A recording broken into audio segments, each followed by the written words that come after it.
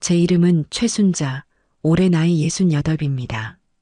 제 인생을 한마디로 요약하자면 시장통 좌판에서 시작해 지금의 3층짜리 상가 건물을 올리기까지 잠자는 시간 빼고는 단 하루도 허투루 살아본 적이 없는 인생이라고 할 수 있어요.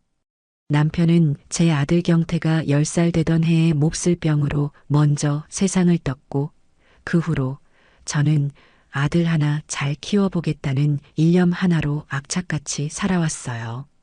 남들은 저더러 억척스럽다, 독하다 말했지만 저는 그런 말들이 오히려 훈장처럼 느껴졌어요.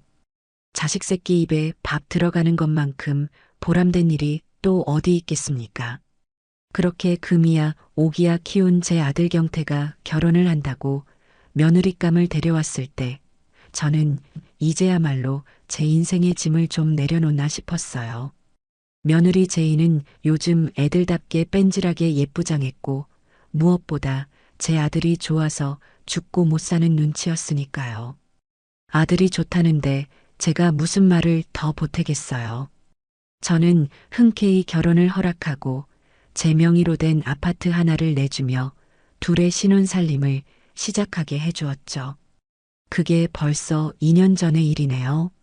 제가 사는 집에서 아들 내외가 사는 아파트까지는 차로 10분, 걸어서도 30분이면 닿는 아주 가까운 거리였어요. 하지만 저는 일부러 그 집에 자주 드나들지 않았어요. 요즘 젊은 것들이 어디 시어머니 잔소리 좋아하나요? 저 역시 시장에서 평생 사람 부대끼며 살아온 터라 웬만한 일에는 눈 하나 깜짝하지 않는 성격이기도 했고요. 그런데 그날은 정말 작정하고 아들 집에 갈 일이 생겼어요. 아들 녀석 회사에서 연말정산 서류를 급하게 떼어오라고 했다는데 마침 제가 그 서류를 보관하고 있었거든요. 아침부터 시장에 나가 한바탕 전쟁을 치르고 오후 늦게서야 겨우 짬을 내 아들네 아파트로 향했어요. 현관 비밀번호를 누르고 문을 열자마자 제 코를 찌르는 건 익숙한 된장찌개 냄새가 아닌 시큼하고 퀴퀴한 음식물 쓰레기 냄새였어요. 아가, 나왔다. 제 목소리에 돌아오는 대답은 없었어요. 대신 거실 소파에 길게 누워 휴대폰 화면만 뚫어져라 쳐다보고 있는 며느리의 뒷모습이 보였죠. 저는 그 순간 제 눈앞에 펼쳐진 광경에 잠시 말을 잃고 말았어요. 집안은 그야말로 난장판, 아수라장이었어요. 현관 앞에는 각종 배달음식 용기들이 산처럼 쌓여 있었고 거실 바닥에는 아들 녀석의 양말과 며느리의 옷가지들이 아무렇게나 벗어던져져 있었어요. 소파 옆 테이블에는 먹다 남은 과자 봉지와 끈적한 음료수 자국이 그대로 말라붙어 있었고요. 이건 사람이 사는 집이 아니라 마치 도둑이라도 한바탕 쓸고 지나간 폐가 같았어요. 제 평생 이렇게 더러운 집구석은 정말 처음 봤어요. 아니, 시장통 뒷골목도 여기보다는 깨끗할 것 같았어요. 제가 기가 막혀서 멍하니 서 있는데도 며느리는 저를 돌아보지도 않더군요. 휴대폰에서 흘러나오는 요란한 게임 소리만이 텅 빈 거실을 가득 채우고 있었어요. 힐끗 보니 무슨 괴물을 때려잡는 그런 게임인 것 같았어요. 뭐가 그렇게 신나는지 혼자 낄낄거리기까지 하더군요. 저는 부글부글 끓어오르는 속을 억지로 누르며 며느리에게 다가갔어요. 아가, 집이 이게 대체 뭐냐? 좀 치우고 살아야지. 그제야 며느리가 귀찮다는 듯 고개만 살짝 돌려 저를 쳐다봐요. 그러더니 아무렇지도 않게 한마디 툭 던지더군요. 아, 어머니 오셨어요? 무슨 일이세요? 그 목소리에는 시어머니를 향한 존중이나 반가움이라고는 눈곱만큼도 찾아볼 수 없었어요. 마치 귀찮은 불청객을 대하는 듯한 태도였죠. 저는 손에 들고 있던 서류 봉투를 흔들어 보이며 말했어요. 경태 연말정산 서류 갖다 주러 왔다. 그런데 집골이 이게 뭐냐? 너는 종일 집에서 놀면서 청소도 안 하니? 제 말에 며느리는 피식 웃으며 다시 휴대폰으로 시선을 돌립니다. 그리고는 보란 듯이 더 큰 소리로 게임을 하기 시작했어요. 그 모습에 제 인내심이 바닥을 드러내기 시작했어요. 어머니, 요즘은 남편들이 다 알아서 하는 시대예요. 경태 씨도 저 힘든 일하는 거 싫어하고요. 뭐, 남편이 알아서 해? 그럼 너는 대체 이 집에서 하는 게 뭐냐? 소파에 누워서 손가락 까닥거리는 거? 어머, 저도 스트레스 풀어야죠. 그리고 좀 이따 경태 씨 오면 치우라고 하려고 했어요. 원래 이런 건 남자가 더 잘하잖아요. 세상에 어이가 없어서 말이 나오질 않았어요. 제 아들이 이 집 하인입니까? 밖에서 힘들게 돈 벌어오는 것도 모자라 집에 와서 마누라 뒤치다꺼리까지 해야 한다는 말이었어요. 제가 한평생 땀 흘려 마련해준 이 집에서 며느리는 그야말로 여왕처럼 군림하고 있었던 겁니다. 제 아들을 하인으로 부리면서요. 저는 더 이상 참을 수가 없어서 목소리를 높였어요. 너 지금 그게 말이라고 하니? 너가 이 집의 안주인이면 안주인답게 행동해야지. 당장 일어나서 청소하지 못해. 제 고함 소리에 며느리가 인상을 팍 쓰며 자리에서 일어납니다. 그러더니 제 앞으로 성큼성큼 다가와 팔짱을 끼고 저를 위아래로 훑어봐요. 그 건방진 태도에 정말이지 피가 거꾸로 솟는 것 같았어요. 어머니, 여긴 저희 집이에요. 어머니가 그렇게 참견하실 일 아닌 것 같은데요. 그리고 저더러 명령하지 마세요. 기분 나쁘니까.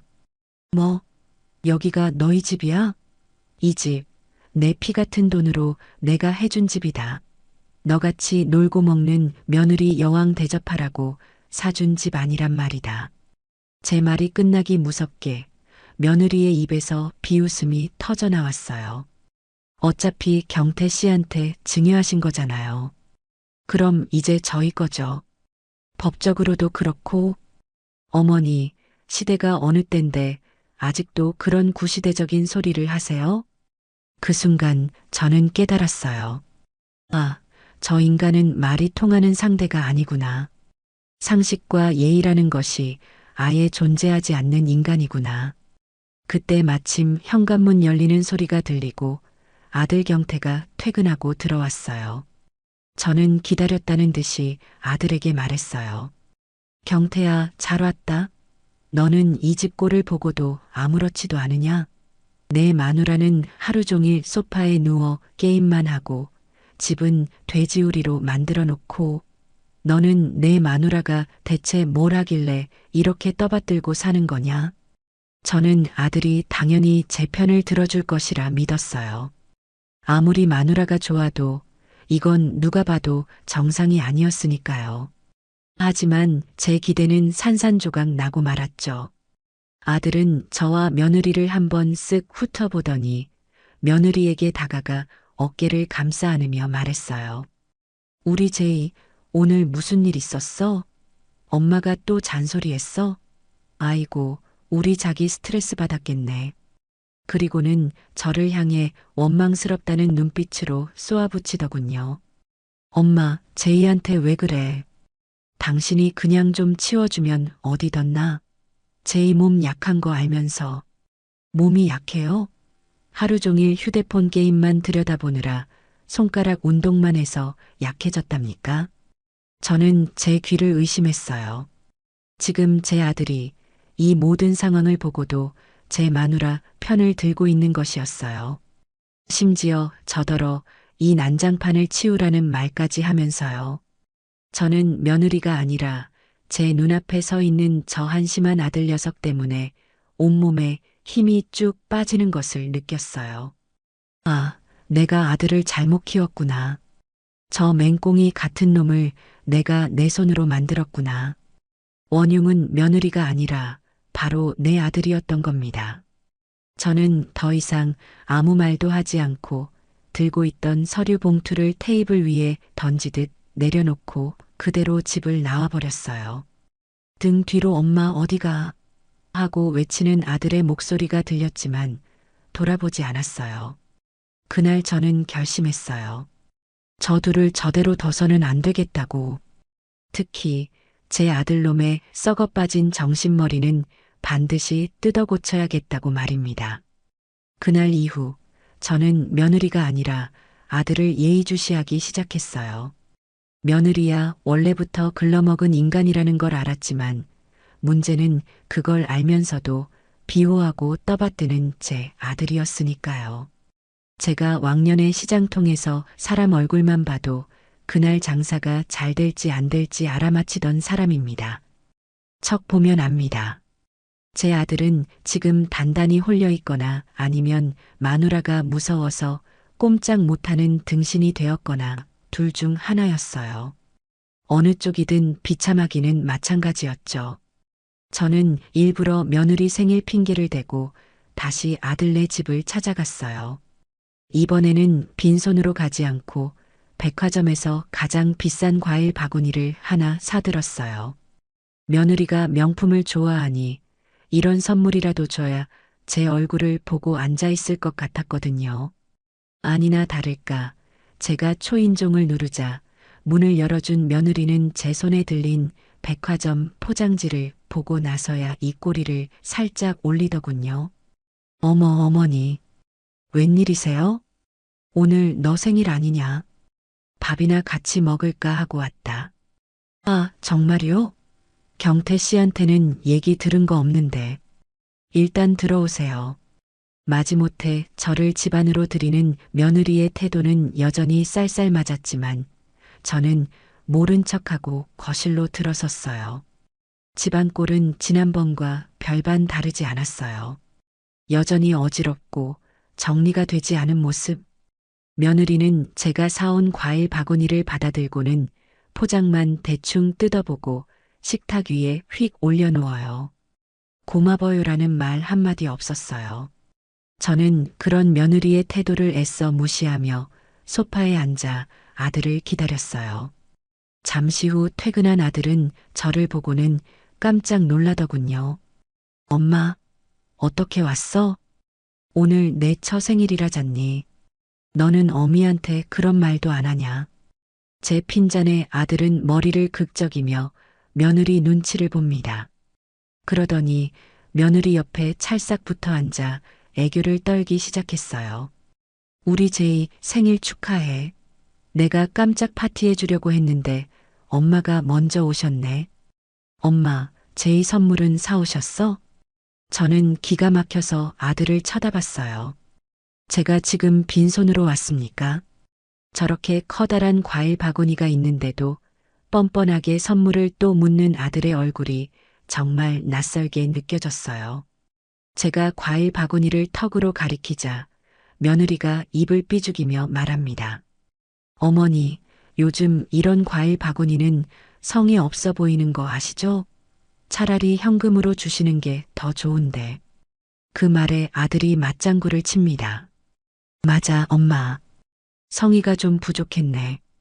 우리 제이가 얼마나 갖고 싶은 게 많은데. 다음부터는 꼭 돈으로 줘. 저는 정말이지 저 둘의 머릿속을 한번 해부해보고 싶은 심정이었어요. 도대체 무슨 생각으로 저런 말들을 저렇게 쉽게 내뱉는 걸까요? 이건 예의의 문제가 아니라 인간으로서의 기본적인 도리가 없는 것이었어요. 저는 자리에서 벌떡 일어났어요. 됐다. 밥은 무슨. 너희끼리 많이 먹어라. 나는 간다. 제가 현관으로 향하자 아들이 다급하게 저를 따라옵니다. 그리고는 주변을 살피며 제게 조용히 속삭였어요. 엄마, 미안해. 제이가 아직 어려서 그래. 엄마가 좀 이해해줘. 어려? 제가 지금 4살이냐, 5살이냐? 나이가 30인데 뭐가 어려. 그리고 너 똑바로 말해. 내 마누라가 무서워서 찍소리도 못하는 거 아니냐? 제 직설적인 말에 아들의 얼굴이 새빨갛게 달아오릅니다. 아니야. 내가 왜 제이를 무서워해? 나는 제이를 사랑해서 그러는 거야. 엄마는 사랑도 몰라. 사랑? 웃기지 마라. 그건 사랑이 아니라 종살이야. 이 등신아, 너가 내 마누라 종노릇을 하고 있는데 그걸 사랑이라고 착각하고 있단 말이다. 제 고함에 아들은 아무 말도 하지 못하고 고개를 푹 숙였어요. 저는 그런 아들의 모습을 보니 더 화가 치밀어 올랐어요. 저렇게 비빌 언덕이 있으니 며느리가 하늘 높은 줄 모르고 날뛰는 것이었죠. 저는 아들의 어깨를 거칠게 밀치고 아파트를 빠져나왔어요. 집으로 돌아오는 내내 저는 수만 가지 생각에 잠겼어요. 이 문제를 어떻게 풀어야 할까? 저 철없는 부부를 어떻게 정신 차리게 할 수 있을까? 저대로 뒀다가는 제 아들 인생이 통째로 망가질 것 같다는 위기감이 엄습했어요. 그리고 며칠 후 운명의 그날이 찾아오고야 말았죠. 그날은 별다른 용무가 있었던 건 아니었어요. 그저 그동안의 일들로 마음이 답답해서 바람이나 쐴 겸 동네를 걷다가 저도 모르게 아들네 아파트 단지 안으로 들어서게 된 겁니다. 오늘은 또 집구석을 얼마나 난장판으로 만들어 놓고 있을까? 괘씸한 마음에 현관 비밀번호를 누르고 안으로 들어섰죠. 아니나 다를까 집안은 역시나 제 기대를 저버리지 않았어요. 지난번보다 더하면 더했지 덜하지는 않은 상태였어요. 특히 거실 한가운데 산더미처럼 쌓여있는 빨랫감은 정말이지 가관이었어요. 아들 녀석의 출근용 와이셔츠부터 며느리의 비싸 보이는 원피스까지 온갖 옷가지들이 뒤엉켜 작은 산을 이루고 있었죠. 그리고 그 빨래 산 앞에서 며느리는 여전히 소파와 한몸이 되어 휴대폰만 들여다보고 있었어요. 그 광경을 보는 순간 저는 더 이상 이성적으로 생각하기를 포기했어요. 저건 병이었어요. 고치지 않으면 안 되는 아주 고약한 병. 저는 성큼성큼 며느리에게 다가가서 말했어요. 아가, 너 눈은 있니? 저 빨래 더미가 안 보여?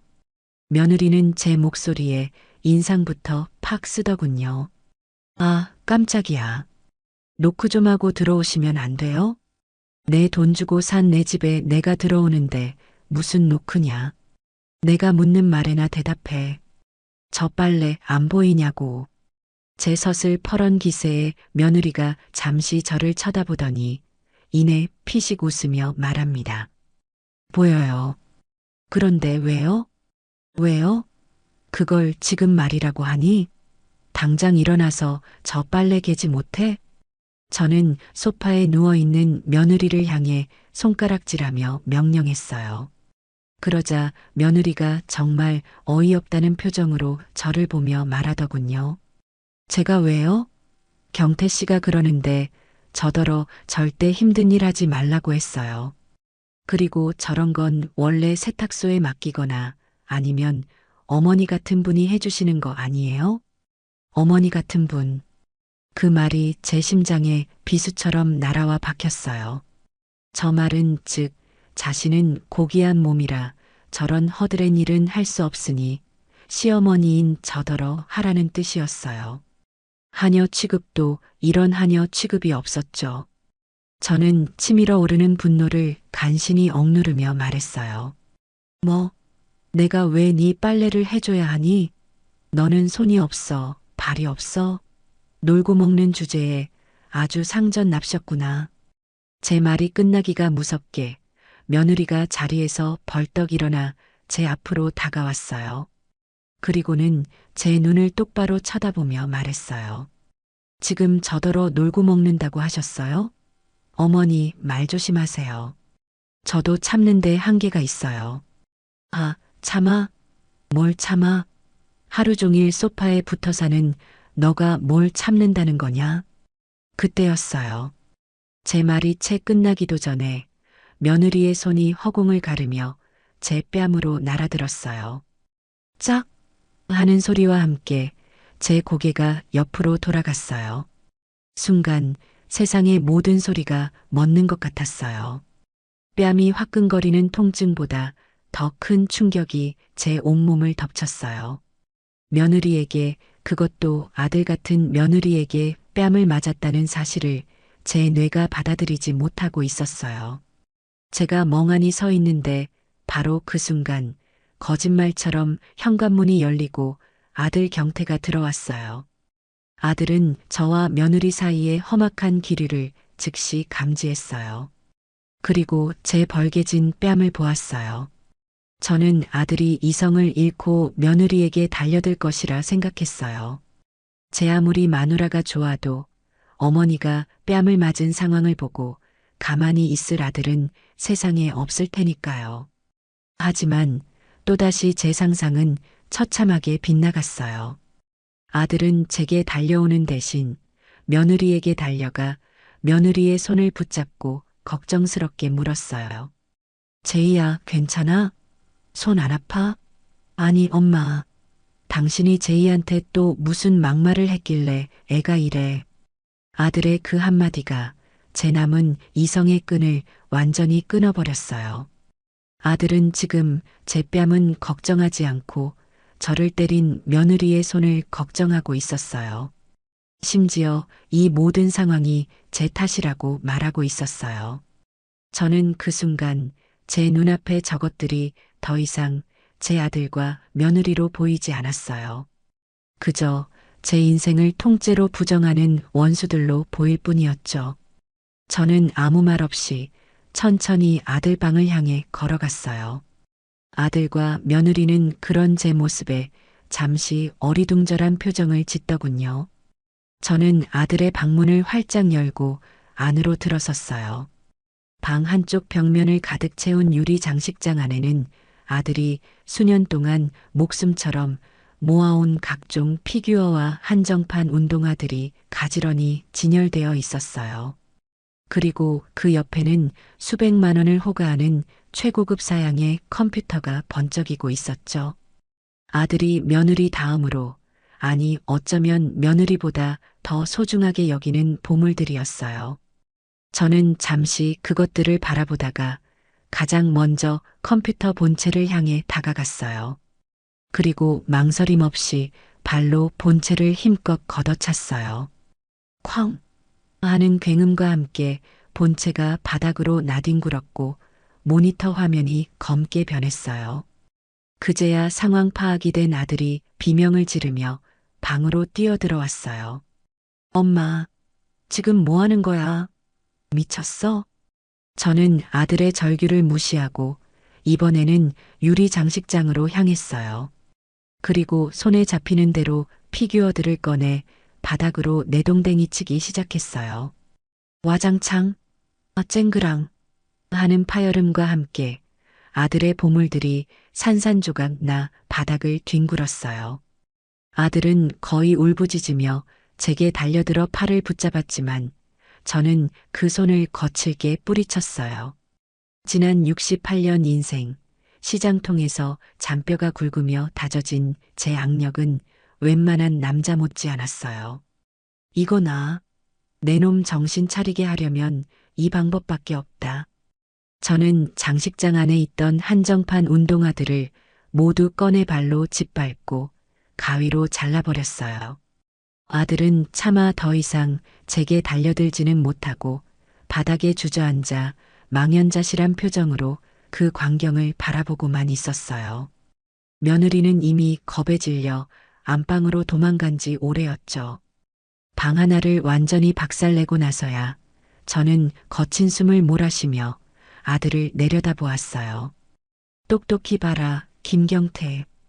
이게 바로 너가 그토록 소중하게 여기던 것들의 끝이다. 내 어미 뺨따기보다, 내 마누라 손목보다 저깟 플라스틱 쪼가리들이 더 소중했던 대가야. 저는 넋이 나간 아들을 뒤로하고 거실로 나왔어요. 그리고 마지막으로 아들이 애지중지하는 거실의 대형 TV 화면을 의자로 내리쳐 박살냈어요. 내 마누라 버릇은 너가 이렇게 만든 거다. 오늘부로 이 집에서 너희를 향한 내 모든 지원은 끝이다. 내일부터 당장 이 집에서 나가. 내 놈 힘으로 내 여왕님 모시고 어디 한번 잘 살아봐라. 제 선언을 끝으로 저는 뒤도 돌아보지 않고 그 아수라장을 빠져나왔어요. 아파트 현관문을 닫는 순간까지 집안에서는 아무 소리도 들리지 않았어요. 그날 저는 제 아들의 세상뿐만 아니라 제 마음속에 남아있던 마지막 미련까지도 모두 박살내버렸어요. 속이 다 시원하더군요. 그날 이후 제 전화기는 불이 났어요. 아들 녀석은 새벽부터 전화를 걸어 울고불고 난리를 쳤어요. 제가 전화를 받지 않자 이번에는 문자 메시지를 수십 통씩 보내오더군요. 엄마 미쳤어? 어떻게 나한테 이럴 수 있어? 제발 내가 다 잘못했어. 한 번만 용서해줘. 제이가 충격받아서 쓰러졌단 말이야. 등등. 저는 그 모든 연락을 무시했어요. 액정에 아들의 이름이 뜰 때마다 제 속도 타들어가는 것 같았지만 여기서 마음 약해지면 모든 것이 수포로 돌아간다는 것을 알고 있었어요. 독한 약은 입에 쓴 법이고 썩은 살을 도려내려면 아픔을 감수해야 하는 법이니까요. 제 아들놈은 지금 인생에서 가장 쓰고 아픈 약을 먹어야만 했어요. 오전 내내 시장에서 정신없이 일을 하고 있는데 이번에는 모르는 번호로 전화가 걸려왔어요. 받을까 말까 망설이다 무심코 받았는데 수화기 너머로 날카로운 여자의 목소리가 들려왔어요. 바로 사돈어른, 며느리의 엄마였어요. 사부인, 지금 제정신이세요? 아무리 화가 나도 그렇지 어떻게 애들 사는 집에 쳐들어가서 그런 깽판을 칠 수가 있어요. 우리 제이가 얼마나 놀랐는지 지금 병원에 입원까지 했어요. 사돈의 목소리는 분노로 가득 차 있었죠. 저는 그 목소리를 들으며 헛웃음이 나왔어요. 제 딸이 시어머니 뺨을 후려친 건 안 보이고 제 아들이 깽판 맞은 것만 보이나 봅니다. 저는 차갑게 대꾸했어요. 사돈, 지금 저한테 따지시는 겁니까? 따지려거든 시어미 뺨 때리는 딸년 교육부터 제대로 시키고 따지세요. 그리고 병원에 입원했다고요? 잘 됐네요. 거기서 버르장머리도 같이 고쳐 나오라고 하세요. 뭐라고요? 사부인 말씀이 너무 심한 거 아니세요? 우리 제이가 뭘 그렇게 잘못했다고. 뭘 잘못했냐고요? 사돈딸이 제 뺨을 때렸어요. 놀고 먹으면서 집안일 좀 하라는 시어미한테 손찌검을 했단 말입니다. 그런데도 사돈딸은 잘못한 게 없습니까? 제 말에 사돈은 잠시 할 말을 잃은 듯 했어요. 하지만 이내 목소리를 가다듬고 다시 쏘아붙이더군요. 그건 우리 제이가 아직 어려서 스트레스를 받아서 순간적으로 실수한 거겠죠. 그걸 가지고 이렇게까지 일을 크게 만들었어야 했냐고요. 어른이시면 좀 참으실 수도 있는 거 아니에요? 어른이니까 참아라. 제가 세상에서 가장 혐오하는 말이었어요. 저는 더 이상 사돈과 말을 섞을 가치를 느끼지 못했어요. 사돈. 저는 분명히 경고했어요. 제 집에서 당장 나가라고. 오늘 중으로 짐 빼지 않으면 제가 사람 불러서 사돈딸 짐까지 모조리 길바닥에 내다 버릴 겁니다. 그리고 병원비 보태달라고 연락할 생각은 꿈에도 하지 마세요. 제 아들놈이 벌어서 내든 사돈이 내주든 알아서들 하세요. 저는 제 말만 내뱉고 전화를 끊어버렸어요. 그리고 곧바로 부동산에 전화를 걸어 아들이 살고 있는 아파트의 현관 비밀번호를 당장 바꾸라고 지시했어요. 그 집은 여전히 제 명의였고 모든 권리는 저에게 있었어요. 그날 오후 저는 일부러 차를 몰아 아들네 아파트 근처를 지나가 보았어요. 아니나 다를까 아파트 앞에 작은 용달차 한 대가 서 있고 아들과 며느리가 울상을 지으며 짐을 나르고 있었어요.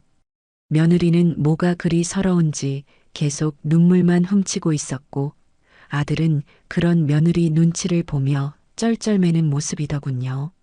저는 그 꼴을 차 안에서 가만히 지켜보았어요.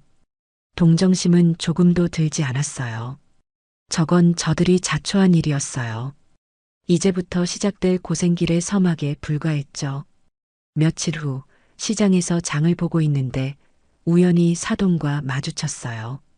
사돈은 저를 보자마자 잡아먹을 듯이 달려들더군요. 사부인, 어떻게 사람을 하루아침에 길바닥에 나앉게 할 수가 있어요? 인정도 눈물도 없으세요? 길바닥이라니요. 사돈 집으로 들어갔다면서요. 제 딸년 제 아들놈이니 사돈이 걷어야 마땅하지 않습니까? 제 태어난 대꾸에 사돈은 기가 막힌다는 표정을 지었어요. 그리고는 주변 사람들을 의식하며 목소리를 낮춰 하소연하기 시작했어요. 아이고 사부인. 우리 집 형편 아시면서 그러세요. 방도 2개뿐인데 저희 부부랑 제이 내외까지 4식구가 어떻게 다 같이 살아요. 집이 아주 터져나가요. 터져. 그럼 나가서 따로 살게 해야죠.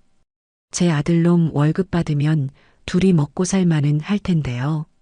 먹고 살기만 하면 다예요? 우리 제이 저 고생 시키려고 시집 보낸 거 아니에요. 사부인이 당장 아파트 비밀번호 알려주고 애들 다시 들어가 살게 하세요. 그리고 부서진 살림살이도 다 물어내 주시고요. 저는 사돈의 그 뻔뻔함에 혀를 내둘렀어요. 세상에 도둑놈 신보도 저런 신보가 없었어요. 저는 주변에서 우리를 쳐다보는 상인들을 향해 일부러 더 큰 소리로 말했어요. 아이고, 여러분. 이 사람 말 좀 들어보세요. 자기 딸이 시어머니 뺨을 때려서 쫓겨났는데 이제 와서 저더러 살림살이를 물어내라네요. 이런 경우가 세상에 어디 있습니까? 제 외침에 주변의 시선이 모두 우리에게로 쏠렸어요. 사돈은 얼굴이 새빨개져서 어쩔 줄 몰라 했어요. 저는 그런 사돈의 팔을 붙잡고 놓아주지 않으며 말을 이었어요. 사돈, 세상에 공짜는 없어요. 사돈 딸이 저지른 죄값, 이제부터 톡톡히 치르게 될 겁니다. 그리고 내 아들놈도 마찬가지예요. 어디 한번 제 힘으로 마누라 공주 대접하며 살아보라고 하세요. 그때 가서도 지금처럼 행복한지 내가 2눈 똑똑히 뜨고 지켜볼 테니까. 저는 그 말을 끝으로 사돈의 팔을 뿌리치고 제 가게로 돌아왔어요. 그날 이후 한동안 아들 내외에게서는 아무런 연락도 오지 않았어요. 폭풍 전의 고요함처럼 그렇게 시간이 흘러가고 있었어요. 사돈네 집으로 들어간 아들 내외의 삶은 그야말로 지옥이나 다름없었을 겁니다. 제게 들려오는 소식통에 의하면 하루가 멀다 하고 집안에서 고성이 오고 갔다고 해요. 장인, 장모는 눈앞에서 빈둥거리는 사위와 딸년이 보기 싫어 매일같이 잔소리를 퍼부었고 며느리는 그런 부모님의 구박에 히스테리를 부리기 일쑤였어요.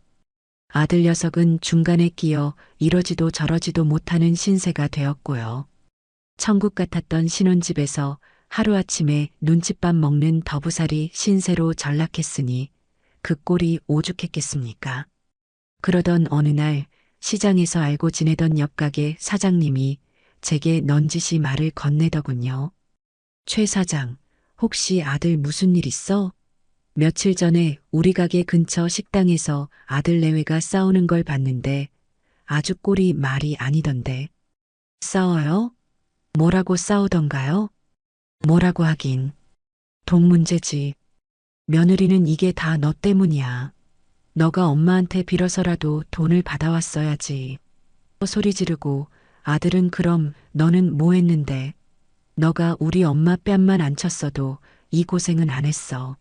하고 맞받아치고 아주 장관이더라고. 그 말을 들으니 한심하면서도 한편으로는 고소하다는 생각이 들었어요. 제 돈으로 편하게 살 때는 서로 못 잡아먹어 안달이더니 이제 돈줄이 끊기니 서로를 잡아먹지 못해 안달이 난 것이었죠. 그것이 바로 저 둘의 관계의 본질이었어요. 사랑이 아니라 조건과 편안함으로 얽혀있던 허상에 불과했던 거예요. 며칠 뒤 더 놀라운 소식이 들려왔어요. 며느리가 아르바이트를 시작했다는 것이었어요. 평생 손에 물 한 방울 안 묻히고 살았다던 그 고귀한 며느님이 동네 고깃집에서 불판 닦는 일을 시작했다는 겁니다. 처음에는 제 귀를 의심했어요.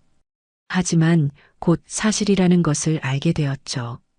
우연히 그 고깃집 앞을 지나가게 되었는데 가게 안에서 기름때 묻은 앞치마를 두르고 땀을 뻘뻘 흘리며 불판을 닦고 있는 며느리의 모습을 제 눈으로 직접 보게 된 겁니다. 예쁘게 꾸미고 다니던 모습은 온데간데 없고 머리는 질끈 묶고 화장기 없는 얼굴은 피곤해 절어 있었어요. 저는 그 모습을 차마 마주할 수가 없어 조용히 발걸음을 돌렸어요. 이제야말로 제 발로 땅을 딛고 서는 법을 배우는구나. 씁쓸하면서도 한편으로는 그것이 며느리가 어른이 되기 위해 반드시 거쳐야 할 과정이라는 생각이 들었어요. 하지만 문제는 제 아들이었어요. 며느리는 그래도 어떻게든 현실에 적응하려고 발버둥이라도 치는 것 같은데 아들 녀석은 여전히 정신을 차리지 못하고 있었어요. 고된 육체 노동은 죽어도 하기 싫어했고 어떻게든 쉽고 편하게 큰 돈을 벌 궁리만 하고 다녔죠. 그러다 결국 사달이 나고야 말았어요. 어느 날 저녁 아들 녀석의 고등학교 동창이라는 녀석이 제 가게로 찾아왔어요. 저는 녀석의 얼굴을 보자마자 단번에 알아봤어요. 어릴 때부터 허풍이 심하고 됨됨이가 별로 좋지 않아 제가 경태에게 어울리지 말라고 신신당부했던 바로 그 녀석이었거든요. 어머니, 오랜만에 인사드립니다. 저 경태 친구 철민이에요. 그래, 너가 여긴 무슨 일이냐? 저는 일부러 퉁명스럽게 대꾸했어요. 철민이라는 녀석은 제 태도에도 아랑곳하지 않고 기름진 얼굴에 번들거리는 미소를 지으며 제게 말하더군요. 아이고 어머니, 경태 때문에 속상하시죠? 제가 요즘 경태랑 자주 만나는데 아주 죽으려고 하더라고요. 그래서 너가 뭘 어쨌는데 제가 우리 경태 돈방석에 앉게 해주려고요. 요즘 제가 아주 기가 막힌 사업 아이템을 하나 물었거든요. 어머니, 혹시 코인이라고 들어보셨어요? 이거 투자만 하면 돈이 막 복사가 되는 거예요. 복사가. 녀석의 말을 듣는 순간 제 머릿속에서 위험 신호가 울렸어요. 저는 시장 바닥에서 산전수전 다 겪은 사람입니다. 저런 사탕 발린 말로 사람 등쳐먹는 사기꾼들을 한두 번 본 게 아니었어요. 저는 철민이라는 녀석을 위아래로 훑어보며 차갑게 말했어요. 너 내 아들한테 그딴 소리 짓거리지 마라. 다시 한번 내 아들 주변에서 얼쩡거리다 내 눈에 띄면 그땐 다리 몽둥이를 부러뜨릴 줄 알아. 제 살벌한 경고에 녀석은 잠시 움찔하더군요. 하지만 이내 다시 능글맞게 웃으며 말했어요. 에이 어머니, 뭘 그렇게까지. 이미 경태는 시작했어요. 지금 돈맛 좀 보고 신나서 어쩔 줄 모를걸요. 어머니도 늦기 전에 투자하세요. 제가 특별히 좋은 정보 하나 드릴게. 그 말을 끝으로 녀석은 얄밉게 윙크 한번 날리고는 가게를 빠져나갔어요. 저는 그 자리에 서서 한동안 아무 말도 할 수가 없었어요. 온몸에 소름이 돋는 것 같았어요. 이미 시작했다. 그 말이 제 귓가에 계속 맴돌았어요. 제 아들이 결국 저런 사기꾼의 꿰매에 넘어가 위험한 불장난을 시작하고야 만 것이었어요. 저는 직감했어요. 조만간 아주 큰일이 터지고 말 것이라고. 그날 이후 저는 하루하루를 살얼음판 걷는 심정으로 보냈어요. 아들 녀석이 무슨 짓을 하고 다니는지 또 어떤 사고를 칠지 몰라 불안에 떨어야 했죠. 하지만 한편으로는 그래, 어디 한번 당해봐라.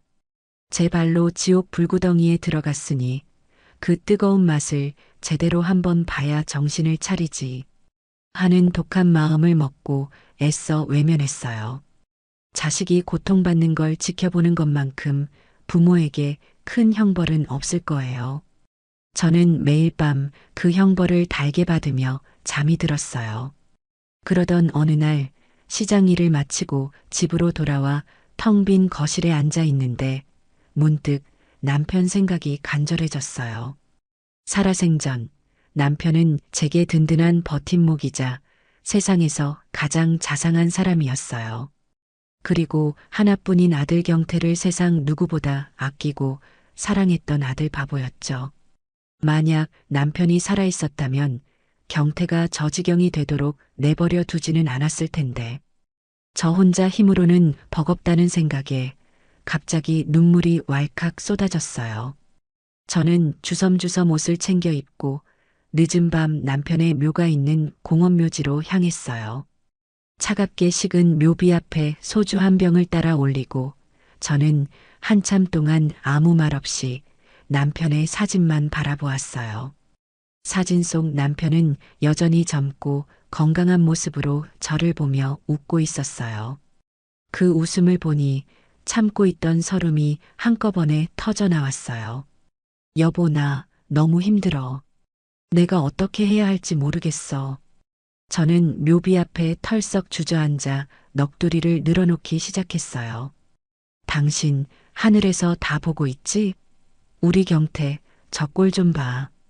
저게 우리가 금이야 오기야 키운 아들 맞아?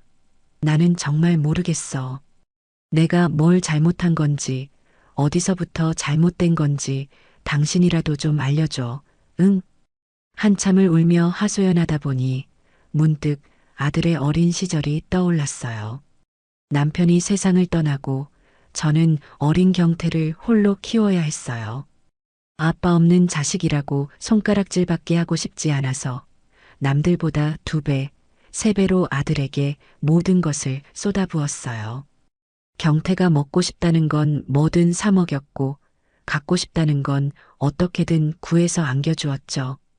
학교에서 친구와 싸우기라도 하면 저는 무조건 제 아들 편을 들며 상대 아이를 나무랐어요. 행여나 우리 경태가 기죽을까봐 세상의 모든 어려움으로부터 제가 방패막이가 되어주려 했던 겁니다. 내가 잘못했어, 여보. 내가 우리 아들을 망친 거야. 그제야 깨달았어요. 제 과한 사랑이 아들을 의존적이고 책임감 없는 아이로 만들었다는 것을. 스스로의 힘으로 어려움을 헤쳐나가는 법을 가르치는 대신 모든 것을 제가 해결해 줌으로써 아들의 성장을 가로막았다는 것을요. 며느리 탓, 세상 탓만 했지. 정작 가장 큰 문제가 저에게 있었다는 사실을 이제야 알게 된 겁니다. 미안해, 여보. 내가 당신 아들을 이렇게밖에 못 키워서 미안해. 저는 남편의 묘비를 붙잡고 한참을 서럽게 울었어요. 제 잘못을 깨달은 것에 대한 후회의 눈물이자 아들에 대한 미안함과 안타까움이 뒤섞인 눈물이었어요. 하지만 울고만 있을 수는 없었어요. 제가 저지른 잘못이라면 이제부터라도 제가 바로잡아야 했어요. 여기서 아들을 도와주는 것은 또다시 아들을 망치는 길이라는 것을 저는 이제 알고 있었어요. 저는 눈물을 닦고 자리에서 일어났어요. 그리고 묘비를 향해 다짐하듯 말했어요. 여보, 지켜봐줘. 내가 이번에는 정말 제대로 해볼게. 우리 경태, 내가 반드시 내 힘으로 다시 일으켜 세울 거야. 비록 그 과정이 아무리 고통스럽더라도 나는 이제 도망치지 않을 거야. 이게 내가 엄마로서 할 수 있는 마지막 사랑인 것 같아. 저는 그날 제 마음속의 나약함과 미련을 모두 남편의 묘 앞에 묻어두고 돌아왔어요. 그리고 다시 한번 마음을 독하게 다잡았어요. 진짜 전쟁은 이제부터 시작이었으니까요. 제가 독하게 마음을 먹은 지 얼마 지나지 않아 아니나 다를까 아들 녀석에게서 전화가 걸려왔어요. 그런데 목소리가 예전과는 사뭇 달랐어요. 울고불고 매달리던 예전과 달리 어딘지 모르게 의기양양하고 거만한 목소리였죠. 엄마, 잘 지내? 나는 엄마 덕분에 아주 잘 지내고 있어. 무슨 소리냐? 내가 말이야, 엄마. 요즘 돈을 좀 벌거든. 엄마가 시장 바닥에서 평생 번 돈, 나는 몇 달 만에 다 벌 수 있을 것 같아. 그러니까 이제 나한테 이래라 저래라 하지 마. 나도 이제 어른이거든. 아들의 그 가짜는 허세에 저는 기가 막혀 말이 나오지 않았어요. 철민이라는 그 사기꾼 녀석에게 단단히 홀려서 지금 자기가 뭘 하고 있는지도 모르는 것 같았어요. 너 지금 그게 무슨 돈인 줄은 알고 쓰는 거냐?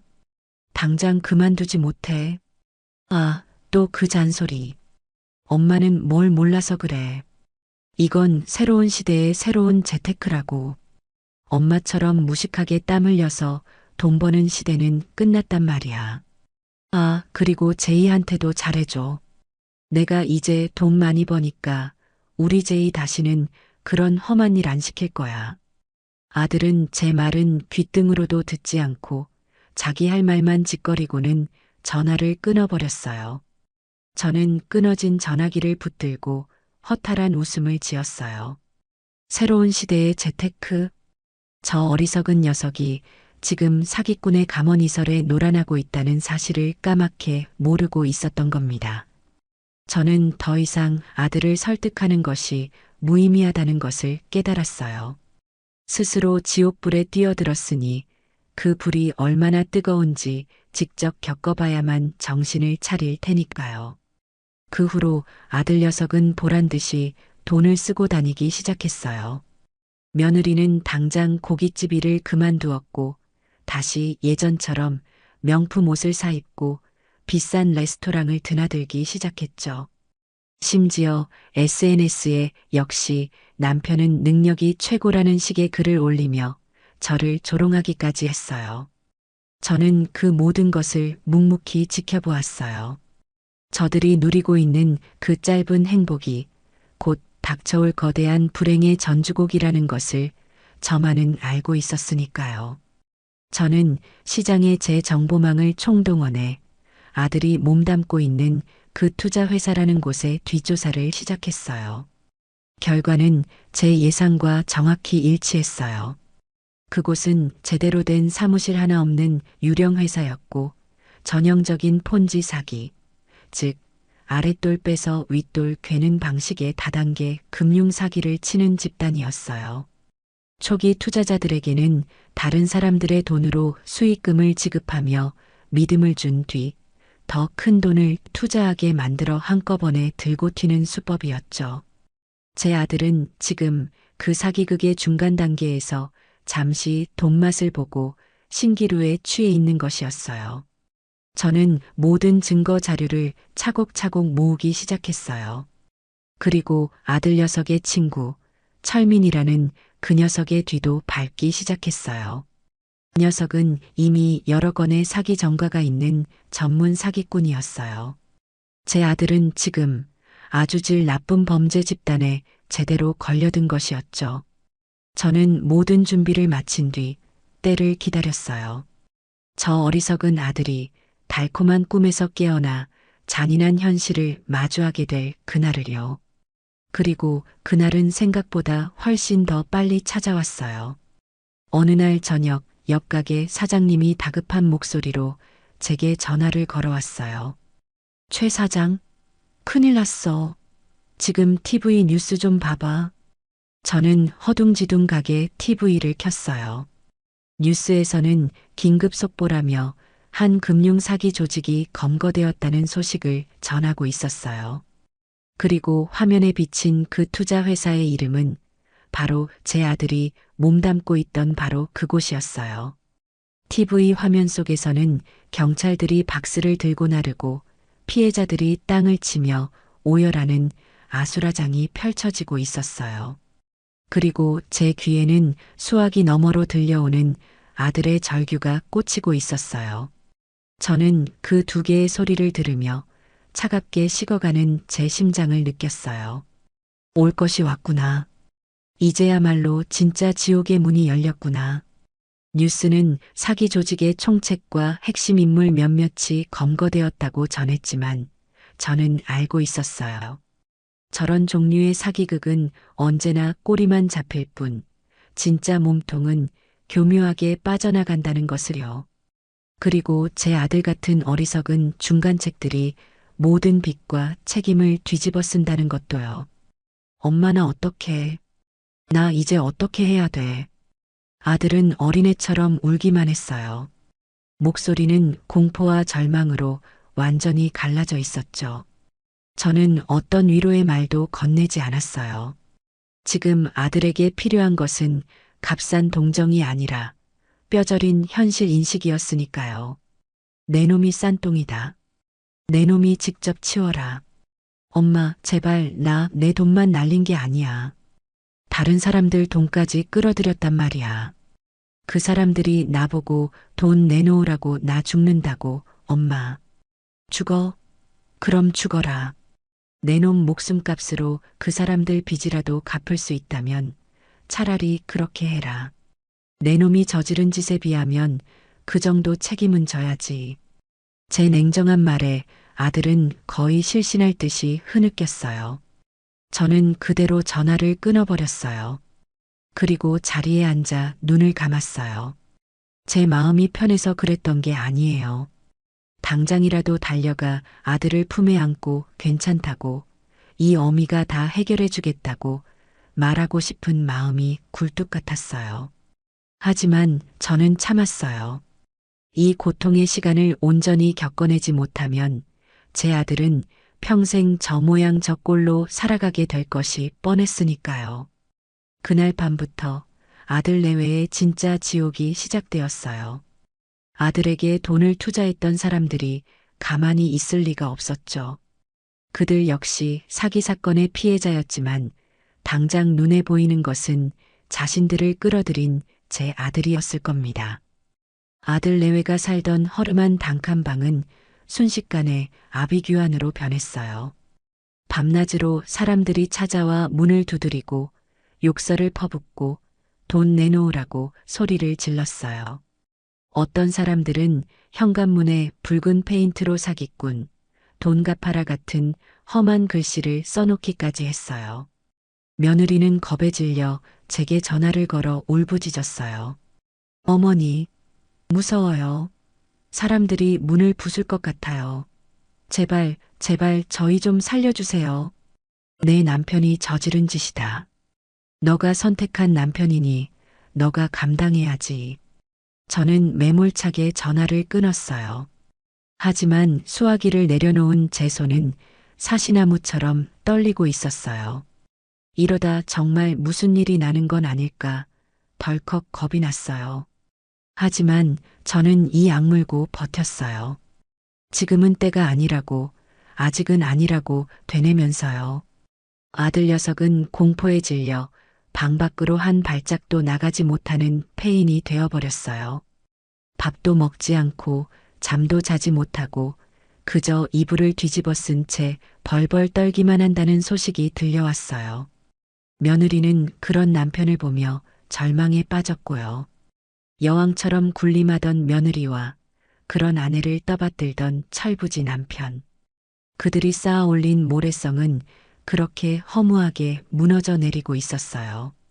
그리고 며칠 후 마침내 제가 기다리던 순간이 찾아왔어요. 그날은 유난히 비가 많이 오는 날이었어요. 저는 시장 가게 한쪽에 앉아 쏟아지는 비를 멍하니 바라보고 있었어요. 제 마음도 저 잿빛 하늘과 같았죠. 그때였어요. 제 가게 앞으로 비에 흠뻑 젖은 누군가가 비틀거리며 다가왔어요. 처음에는 누군지 알아보지 못했어요. 너무나도 비참하고 초라한 행색이었으니까요. 하지만 곧 그 사람이 제 며느리 제이라는 것을 알 수 있었어요. 예쁘장하던 얼굴은 온데간데없고 핏기 없이 하얗게 질린 얼굴에 눈은 퉁퉁 부어 있었어요.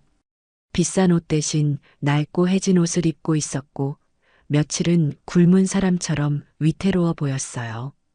며느리는 제 가게 앞에 서서 차마 안으로 들어오지는 못하고 저를 보며 입술만 달싹이고 있었어요. 그렁그렁한 눈에는 두려움과 절박함이 뒤섞여 있었죠. 저는 아무 말 없이 며느리를 바라보았어요. 잠시 동안의 정적이 흘렀어요. 빗소리만이 우리 두 사람 사이를 채우고 있었어요. 마침내 며느리가 결심한 듯 제 앞으로 다가왔어요. 그리고는 아무런 예고도 없이 제 앞에 털썩 무릎을 꿇었어요. 시장 바닥의 흙탕물이 며느리의 바지를 더럽혔지만 며느리는 아랑곳하지 않았어요. 어머니, 제가 다 잘못했어요. 며느리는 엎드려 울기 시작했어요. 그동안의 서름과 후회, 절망이 한꺼번에 터져 나온 듯 어린아이처럼 목 놓아 울었어요. 주변 상인들이 무슨 일인가 싶어 우리를 쳐다봤지만 저는 그 시선들을 애써 외면했어요. 일어나라. 여기서 뭐 하는 짓이냐? 아니에요, 어머니. 저 일어날 수 없어요. 어머니가 용서해 주시기 전까지는요. 제가 다 잘못했어요. 제가 철이 없었어요. 어머니 말씀이 다 맞았어요. 저희 정말 분수에 넘치는 허황된 꿈을 꾸고 있었어요. 며느리는 울먹이며 품속에서 작은 봉투 하나를 꺼내 제게 내밀었어요. 꾸깃꾸깃하고 눅눅한 습기까지 배어있는 돈 봉투였어요. 어머니, 이거 제가 다시 식당 나가서 번 돈이에요. 얼마 안 되지만 제발 이거라도 받아주세요. 이걸로는 턱도 없는 거 알아요. 하지만 어머니가 아니면 저희는 정말 끝이에요. 경태 씨, 저러다 정말 죽을지도 몰라요. 제발 저희 남편 좀 살려주세요, 어머니. 저는 며느리가 내민 돈 봉투를 내려다보았어요. 그 안에는 아마 며칠 밤낮으로 뼈 빠지게 일해서 번 몇십만 원이 들어있을 터였어요. 그 돈은 며느리가 제게 바치는 진심 어린 반성문이자 마지막 남은 자존심을 모두 내려놓은 처절한 항복 선언이었어요. 거만하고 철없던 여왕님은 온데간데였고 제 앞에는 그저 비에 젖은 채 벌벌 떨고 있는 가여운 어린아이 하나가 있을 뿐이었어요. 그 순간 제 마음속을 굳게 걸어 잠그고 있던 빗장이 쿵 하고 무너져 내렸어요. 저는 자리에서 일어나 며느리에게 다가갔어요. 그리고는 흙탕물 바닥에 엎드려 있는 며느리의 팔을 잡아 억지로 일으켜 세웠어요. 며느리는 제 손길에 놀라 저를 쳐다봤어요. 너는 네 남편이 불쌍해서 우는 거냐? 네. 아니면 이런 비참한 현실에 내몰린 네 신세가 처량해서 우는 거냐? 제 질문에 며느리는 아무 대답도 하지 못하고 고개만 저으며 눈물을 뚝뚝 흘렸어요. 저는 그런 며느리의 젖은 어깨를 강하게 붙잡고 말했어요. 울지 마라. 눈물은 이 모든 일이 끝나고 나서 흘려도 늦지 않다. 그리고 그땐 후회의 눈물이 아니라 기쁨의 눈물을 흘리게 될 게다. 그리고는 며느리가 내민 돈 봉투를 다시 며느리의 손에 쥐어주었어요. 이 돈은 너가 갖고 있어라. 그리고 이걸로 내 남편 죽이라도 끓여 먹여. 지금부터는 내가 나설 차례니까. 제 말에 며느리는 믿을 수 없다는 표정으로 저를 바라보았어요. 저는 그런 며느리를 제 가게 안으로 끌고 들어왔어요. 그리고 따뜻한 물 한 잔을 건네며 말했죠. 자, 이제부터 내가 묻는 말에 똑똑히 대답해야 한다. 너가 아는 모든 것을 단 하나도 빼놓지 않고 나한테 전부 다 말해야 해. 내 남편을 구하고 싶다면 말이다. 그날 밤 저는 며느리를 제 집으로 데려왔어요. 그리고 밤이 새도록 며느리에게 모든 이야기를 들었어요. 아들 녀석이 어떻게 철민이라는 친구의 꼬임에 넘어갔는지, 그 투자 회사라는 곳이 어떤 방식으로 사람들을 속였는지, 그리고 지금 아들에게 빚독촉을 하고 있는 놈들이 누구인지, 며느리는 자기가 아는 모든 것을 제게 털어놓았어요. 이야기를 들으면 들을수록 이건 단순히 어리석은 아들 녀석 하나의 문제가 아니라는 것이 명확해졌어요. 그 뒤에는 아주 교활하고 악랄한 사기꾼 놈들이 도사리고 있었어요. 뉴스에 나온 대로 사기 조직의 총책과 몇몇 간부들은 경찰에 붙잡혔다고 해요. 하지만 그건 정말 꼬리에 불과했어요. 제 아들처럼 어리숙한 사람들을 꼬드겨 투자금을 모으게 하고 그 돈의 대부분을 가로챈 진짜 몸통들은 이미 돈을 챙겨 자취를 감춘 뒤였죠. 아들에게 빚 독촉을 하는 놈들은 그 사기 조직과는 또 다른 별개의 집단이었어요. 그들은 사기꾼들에게 돈을 빌려주고 그 대가로 투자자들의 명단을 받아내 빚을 대신 받아내는 일종의 하이에나 같은 놈들이었어요. 경찰에 신고해봐야 아무 소용이 없었어요. 법적으로는 아들이 그들에게 빚을 진 것이 맞았으니까요. 결국 이 문제를 해결하려면 법의 테두리 밖에서 움직여야 했어요. 저는 며느리를 통해 아들을 끌어들인 친구, 철민이라는 녀석의 연락처를 알아냈어요. 이 녀석은 아마 이번 사건으로 자기도 큰 돈을 잃었을 테고 진짜 사기꾼들에게 앙심을 품고 있을 것이 뻔했어요. 저는 며느리를 잠시 방에 들어가 있으라고 한 뒤 철민에게 전화를 걸었어요. 나다. 경태 엄마다. 제 목소리의 녀석은 잔뜩 겁을 먹은 듯 말을 더듬더군요. 어머니죠. 저는 아무 잘못 없어요. 저도 피해자라고요. 닥쳐라. 너가 피해자인지 가해자인지는 내가 판단한다. 너 살고 싶으냐? 네, 네. 살고 싶어요, 어머니. 그럼 내가 시키는 대로 해. 너한테 사기친 그놈, 우두머리 놈 아직 연락되나? 가끔씩요. 아직 뒤처리할 게 남았다고 하면서. 잘됐다. 그놈 지금 돈 세탁할 곳을 찾고 있을 거다. 내가 돈 많은 전주 하나를 소개해 주겠다고 그놈을 꼬드겨. 판도는 클수록 좋다. 너가 이번 일만 제대로 성사시키면 너가 잃은 돈 내가 전부 보상해 주마. 하지만 만약 나를 속이거나 다른 꿍꿍이를 품는다면 그땐 내 손에 죽을 줄 알아라. 제 살벌한 제안의 녀석은 한참 동안 말이 없었어요. 하지만 결국 제 제안을 받아들일 수밖에 없었을 거예요. 녀석에게는 다른 선택지가 없었으니까요. 전화를 끊은 뒤 저는 또 다른 곳에 전화를 걸었어요. 시장에서 박 사장이라고 불리는 사람이었어요. 박 사장은 젊었을 때 해병대에서 복무했고 제대 후에는 한동안 어두운 세계에도 몸담았다가 지금은 시장에서 가장 큰 농수산물 도매업을 하는 사람이었어요. 겉보기에는 호탕한 사업가 같았지만 그 사람의 진짜 무서움은 시장 사람들이라면 누구나 알고 있었죠. 저와는 오래전 제 남편이 살아있을 때부터 인연이 있었어요.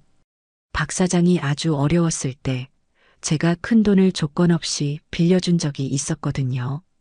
그 은혜를 잊지 않고 박 사장은 저를 친누님처럼 따르며 제가 부르면 언제든 달려와 주곤 했어요.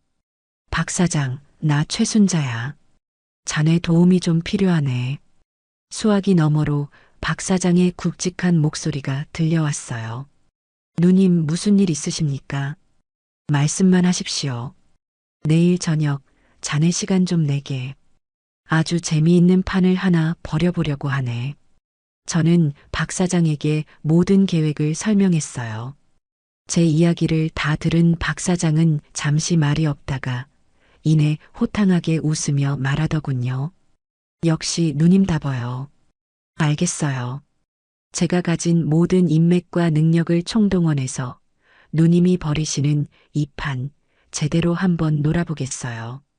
그렇게 제 인생을 건 마지막 전쟁이 시작되었어요. 제 아들의 인생을 구하기 위한 그리고 제 가정을 박살낸 놈들을 제 손으로 직접 심판하기 위한 아주 위험하고도 통쾌한 복수국의 막이 오른 것이었죠. 작전은 신속하게 진행되었어요. 다음 날 저는 평생 모은 돈의 일부를 털어 제 자신을 완전히 다른 사람으로 바꾸기 시작했어요.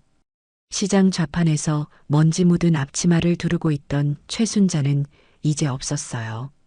대신 우아한 명품 정장을 차려입고 값비싼 보석으로 치장한 돈 냄새 물씬 풍기는 최 여사가 탄생했죠. 박 사장은 어디서 구해왔는지 번쩍이는 최고급 외제차와 덩치 좋은 남자 2명을 제게 붙여주었어요. 그들은 제 운전기사이자 보디가드 역할을 하게 될 것이었어요. 저는 거울 앞에 서서 제 모습을 비춰보았어요. 어색했지만 제 눈빛만은 예전과 같았어요. 아니, 오히려 더 차갑고 날카롭게 빛나고 있었죠. 작전의 첫 단계는 미끼를 던지는 것이었어요. 겁에 질린 철민이는 제 지시대로 사기꾼 두목에게 접근했어요. 그리고는 아주 돈 많은 사채업자 할머니가 있는데 검은 돈 수십억을 급하게 세탁할 곳을 찾고 있다며 바람을 넣기 시작했어요. 수수료도 아주 두둑하게 챙겨주겠다고 꼬드겼죠. 사기꾼들은 경찰의 수사망을 피해 숨어 지내면서도 돈 세탁은 계속해야 했을 겁니다. 그들은 철민이의 제안에 처음에는 경계했지만 결국 돈의 유혹을 이기지 못하고 미끼를 물고야 말았어요. 저와 직접 만나고 싶다는 연락이 온 것이었죠. 약속 장소는 시내의 한 고급 호텔 스위트룸이었어요. 박 사장이 미리 빌려놓은 곳이었죠. 방 안에는 이미 박 사장이 설치해 놓은 초소형 카메라와 녹음 장치가 곳곳에 숨겨져 있었어요. 저는 스위트룸 소파에 깊숙이 앉아 다리를 꼬고 놈들을 기다렸어요. 제 옆에는 덩치 좋은 보디가드 2명이 버티고 서 있었고요. 잠시 후 약속 시간이 되자 철민이가 2명의 남자와 함께 방으로 들어섰어요. 한 놈은 비쩍 마른 몸에 날카로운 눈매를 하고 있었고 다른 한 놈은 다부진 체격에 험악한 인상을 하고 있었죠. 아마 저놈이 바로 이 사기극의 우두머리 김 실장이라는 놈일 겁니다. 놈은 방안을 한번 쓱 훑어보더니 제 앞에 거만하게 앉았어요.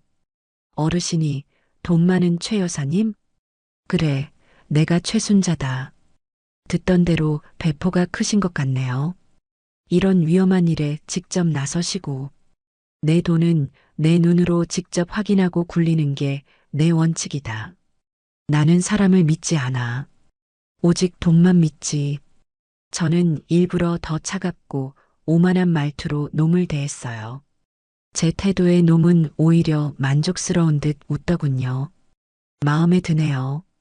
그래서 굴리실 돈이 얼마나 되신다고 했죠? 일단은 20억. 일이 깔끔하게 처리되면 앞으로 2~3배는 더 맡길 수 있다. 20억이라는 말에 놈의 눈이 탐욕으로 번들거리는 것이 보였어요. 놈은 잠시 저를 떠보려는 듯 몇 가지 날카로운 질문들을 던졌어요. 돈의 출처나 제 과거 행적 같은 것들이었죠. 저는 박 사장이 미리 짜준 각본대로 수십 년간 불법 사채업을 해온 고약한 늙은이 연기를 완벽하게 해냈어요. 시장 바닥에서 평생 사람들을 상대하며 다져진 제 배짱과 연기력은 어설픈 사기꾼 따위가 감히 꿰뚫어 볼 수 있는 수준이 아니었어요. 한참 동안의 탐색전 끝에 놈은 저를 완전히 믿는 눈치였어요. 좋아요. 그럼 구체적인 수수료와 작업 방식은 저희가 서류로 정리해서 다시 연락드리겠어요. 저희는 일처 하나는 확실하니까 믿고 맡기셔도 좋아요. 나는 서류 같은 건 믿지 않는다. 다음번에 만날 때는 너희들 신분 확실하게 증명할 수 있는 것들, 그리고 너희들 사업 방식 제대로 보여줄 수 있는 자료들 전부 다 들고 와. 내 돈 수십억이 오가는 일인데 그 정도는 확인해야 하지 않겠나? 제 요구에 놈은 잠시 망설이는 듯 했지만 결국 고개를 끄덕였어요. 제 뒤에 버티고 선 보디가드들과 제 태연한 태도에 완전히 기가 눌린 것 같았어요. 알겠어요. 그렇게 준비해서 다시 찾아뵙죠. 놈들은 그렇게 첫 만남을 마치고 스위트룸을 빠져나갔어요. 놈들이 사라지자마자 옆방에 숨어있던 박 사장이 모습을 드러냈어요. 누님 연기 대단하십니다. 제가 다 속아 넘어갈 뻔했어요. 저놈들 완전히 미끼를 물었어. 다음번에는 틀림없이 자기들 딴에는 안전하다고 생각하는 소굴로 우리를 부를 게다. 제 예상은 정확했어요. 며칠 뒤 놈들에게서 다시 연락이 왔어요. 자기들의 아지트에서 만나자는 것이었어요. 인천 부둣가 근처의 낡은 폐창고라고 하더군요. 아마 그곳에서 저를 위협해서 돈을 통째로 가로챌 속셈이었을 겁니다. 하지만 어쩌죠. 그 폐창고는 이제 놈들의 무덤이 될 테니까요. 저는 수화기를 들고 비장한 목소리로 말했어요. 좋다. 그곳으로 가지. 그렇게 마지막 결전의 날이 밝았어요. 그날 이후 제 집은 사건 해결을 위한 비밀 작전 본부가 되었어요. 박 사장은 밤낮으로 자기 일처럼 뛰어주었고 저는 며느리를 통해 아들 녀석의 상태를 전해 들으며 마지막 결전의 날을 기다렸어요. 며느리는 매일같이 밥도 제대로 못 먹는 아들에게 죽이라도 끓여 먹이며 제 지시대로 아들을 안심시키는 연기를 해야 했어요. 어머니가 곧 도와주실 거야. 조금만 더 버텨. 그 말 한마디가 지옥의 문턱까지 갔던 아들에게는 유일한 동아줄이었을 겁니다. 마침내 약속한 결전의 날이 밝았고 저는 돈다발이 가득 든 것처럼 위장한 가방 여러 개를 들고 박 사장과 함께 인천의 폐창고로 향했어요. 제 인생을 건 가장 큰 도박이 시작되는 순간이었죠. 폐창고에 도착했을 때의 그 서늘하고 음습한 공기는 아직도 잊을 수가 없어요. 놈들은 일부러 험악한 분위기를 연출하며 저를 겁주려 했지만 평생 새벽 시장의 칼바람을 맞으며 살아온 제게 그 정도는 우스운 수준이었어요. 놈들의 아지트에는 사기꾼 두목인 김 실장과 그 일당들, 그리고 잔뜩 겁에 질린 얼굴의 철민이가 저를 기다리고 있었어요. 김 실장은 제게 돈 가방부터 열어보라고 재촉했고 저는 태연하게 가방을 열어 위조 지폐 뭉치를 보여주었어요. 돈에 눈이 먼 놈들은 그게 가짜라는 사실을 알아챌 생각도 못하고 입이 귀에 걸리더군요. 놈들이 돈에 정신이 팔린 사이 저는 약속된 신호를 보냈어요. 제 기침소리와 함께 폐창고의 낡은 문들이 동시에 열리며 밖에서 대기하고 있던 박 사장의 부하들과 경찰들이 들이닥쳤어요. 꼼짝 마. 모두 현행범으로 체포한다. 순식간에 아수라장이 펼쳐졌어요. 놈들은 뒤늦게 속았다는 사실을 깨닫고 발악했지만 이미 모든 것은 끝난 뒤였어요.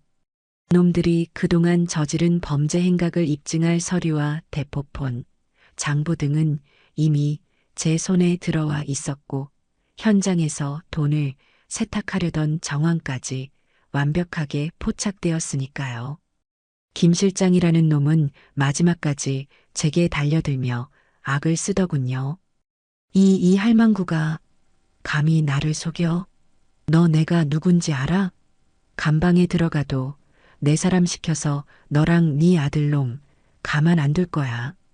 저는 그런 놈의 멱살을 잡아채고 그 눈을 똑바로 쳐다보며 차갑게 말해주었어요.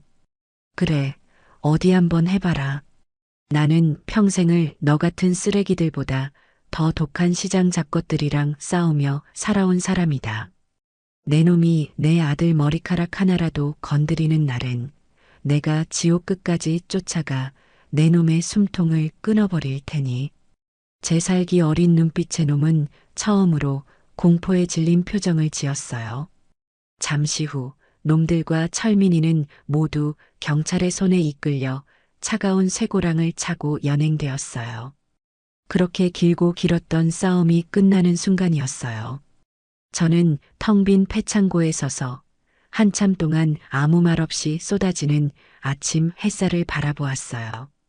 이제 제 아들을 다시 만날 시간이었어요.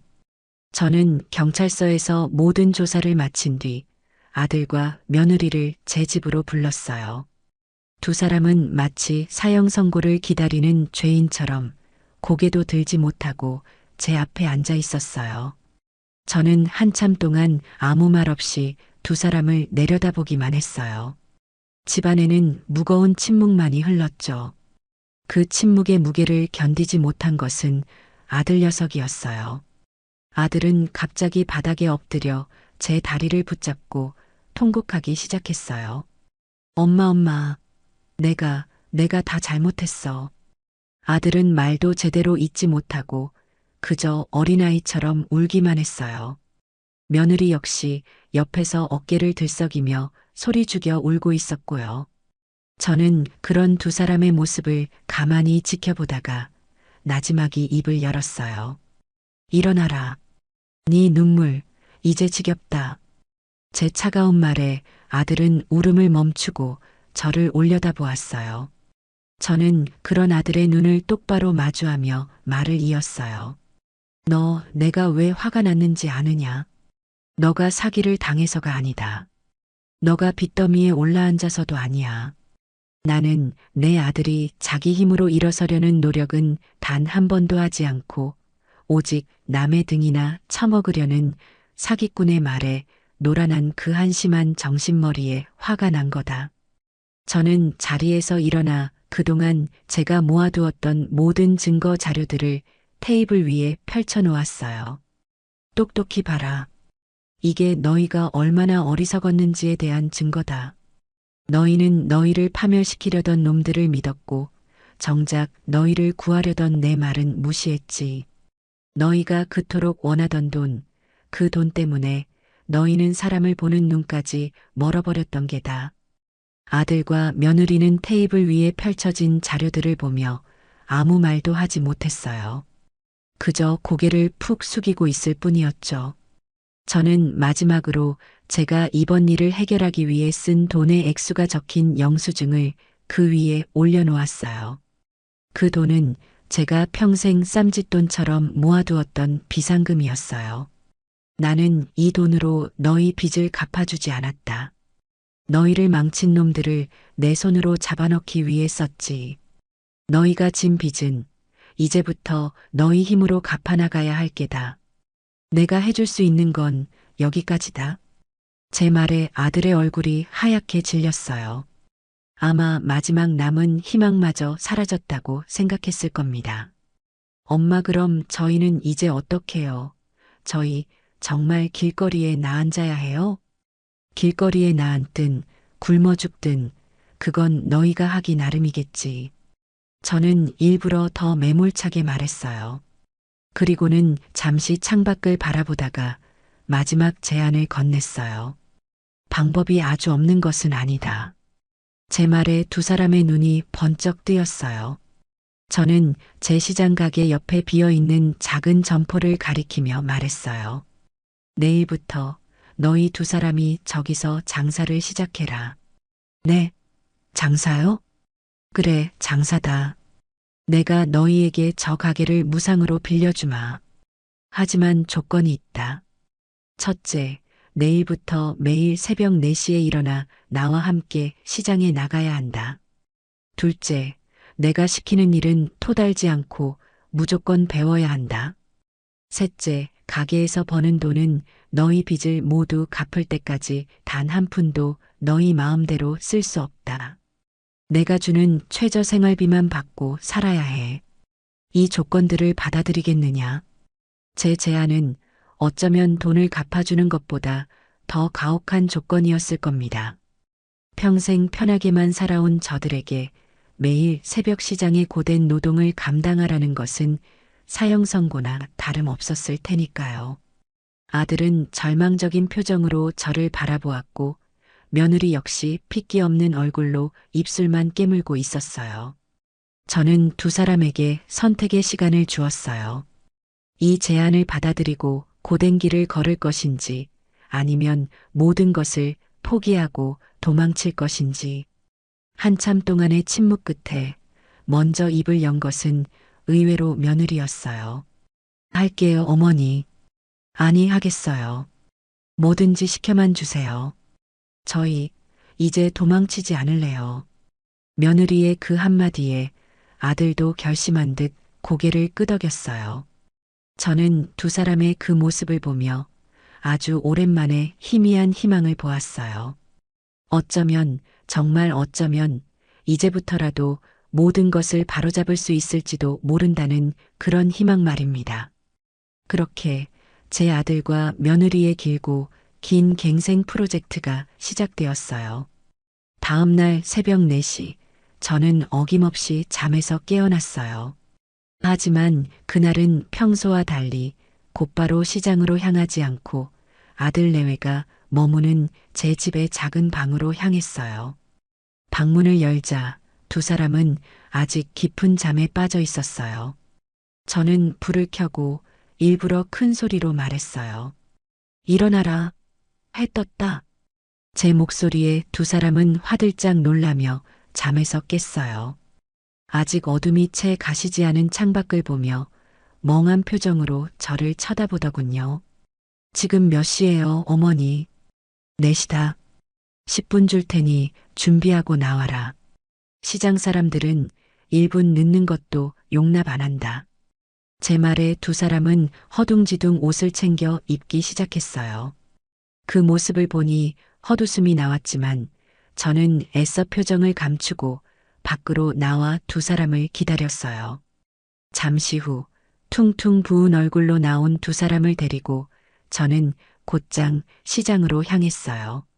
새벽 시장의 공기는 차갑고 비릿한 생선 냄새와 싱싱한 채소 냄새가 뒤섞여 있었어요.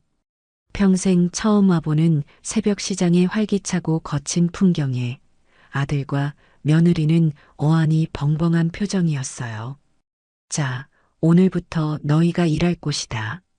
제가 가리킨 곳은 제 가게 옆에 딸린 작은 채소 가게였어요. 오랫동안 비어 있어 먼지가 뽀얗게 쌓여 있는 곳이었죠. 오늘 너희가 할 일은 여기를 장사할 수 있는 곳으로 만드는 거다. 바닥부터 천장까지 먼지 하나 없이 깨끗하게 쓸고 닦아라. 내가 점심때 와서 검사할 테니 그때까지 끝내도록. 저는 그 말만 남기고 제 가게 일을 보기 위해 자리를 떴어요. 두 사람은 망연자실한 표정으로 텅 빈 가게를 바라보고 있었죠. 제가 일부러 가장 힘들고 굳은 일부터 시킨 것이었어요. 저들의 마음속에 남아있을지 모르는 마지막 자존심과 허영심까지 저 먼지와 함께 모두 쓸어내 버리라는 뜻이었어요. 점심시간이 되어 다시 그 가게에 가보았을 때 저는 조금 놀랐어요. 두 사람이 땀으로 흠뻑 젖은 채 정말 열심히 가게를 청소하고 있었기 때문이었어요. 며느리는 무릎까지 꿇고 바닥에 묵은 때를 닦아내고 있었고 아들은 천장의 거미줄을 떼어내느라 여념이 없었어요. 물론 일하는 솜씨는 엉망진창이었지만 그 눈빛만은 예전과 달랐어요. 어떻게든 해내고야 말겠다는 도끼가 서려 있었죠. 저는 말없이 두 사람에게 김밥 2줄과 따뜻한 국물을 건넸어요. 두 사람은 허겁지겁 세상에서 가장 맛있는 음식을 먹는 것처럼 김밥을 먹어치웠어요. 그날 이후 두 사람의 고된 시장 수업이 본격적으로 시작되었어요. 저는 두 사람에게 장사의 장자도 가르쳐 주지 않았어요. 대신 가장 밑바닥 일부터 시켰어요.